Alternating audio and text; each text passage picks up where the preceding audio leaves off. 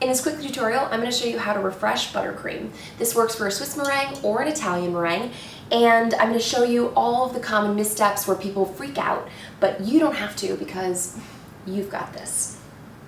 So, first step, we are going to refresh our buttercream. You're like, what is that? What are you talking about? Refresh? Like your makeup? No. Refresh buttercream just means, like, you know, when you use an Italian meringue or a Swiss meringue, this is Swiss meringue. You can see my recipe up there. But either of those two buttercreams get hard in the fridge because obviously the butter solidifies. This is what makes them so stable, right? So like, nobody wants that on their cake. So we are going to refresh it. So we're going to put it in the stand mixer and we're going to let it kind of mix. And I'll walk you through that step so that you don't freak out, because there's a moment where lots of people freak out. And then, so my buttercream has been sitting out for just a few minutes. If it wasn't, and if it's not coming out easily from your container, you can run it under hot water and it'll kind of melt the outside and it will let it, you know, it'll loosen it enough to kind of just slide right out. You can also put this on the counter and let it sit out, but you do run the risk that it gets too warm and you're then gonna need to like play the game of back and forth into the refrigerator. All right, so you can either use good old-fashioned patience or you can use a blowtorch. And we are gonna use a blowtorch because you know me and I have no patience. So grab your stand mixer, pop your bowl in, oofa, and a paddle attachment. Pop that in there. Okay. And we're gonna start it off on low because it needs to break up all the clumps that are in there.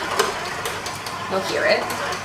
So the purpose here is not to whip any more air into it this moment. We're just trying to get, basically the buttercream is gonna fall apart and then it's gonna come together as if you just made it. So you need to kind of let it do that process without whipping extra air, or you might have too much fluff or bubbles or whatever in your crumb coat or whatever you're making with it. So we've got our buttercream here, and you know, you might be thinking, oh gosh, it looks curdled. Don't stress, just trust. No stress, trust in the blowtorch. So when you are blowtorching anything in a bowl or a meringue, obviously you want to keep moving constantly. The point is not to melt your butter because you can't come back from melted butter if you melt all of your butter. Some of your butter, yes. So you want to just kind of let it do its thing. You can feel that it's very cold, right? So we're going to kind of keep playing this little like on-off game, and we're moving it around, basically warming up the outside and then letting that kind of disperse with the rest of the ingredients in there. And at this point, you might be like having a full-on panic attack. I'm going to show you what's in my bowl because you're going to be like, no. You see that? It looks like a curdled, chunky mess. And you're like, don't stress. I'm here to tell you that you can come back from this. It's actually, there's nothing even to come back from. Nothing bad happened. This is just what happens when you mix cold buttercream, okay? So we're just going to let this mix. I might hit it with a torch every now and again. We're going to finish doing something else or prepping whatever ingredients we're going to put in it or layer with our cake or filling or whatever. That's what we're going to do. And we're just going to let this do its thing. Okay, so it's starting to kind of like look more cohesive. It doesn't look curdled. And that's how you know it's on its way. Just have to give it some time. I'm going to hit it again. Yeah. It is important to know that you don't have to use a blowtorch in order to refresh buttercream. You can just let it go, essentially. You're just gonna like put it in there. It's gonna take 20, 25 minutes, sometimes 30, depending on how much you're doing. And you're just gonna kind of like let it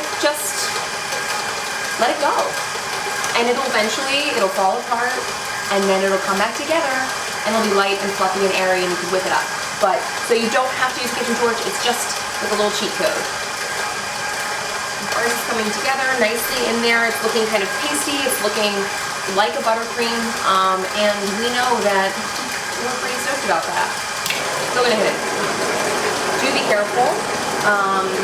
You know, at this point, you could be running the risk of having to like put your buttercream back in the fridge, which isn't the end of the world.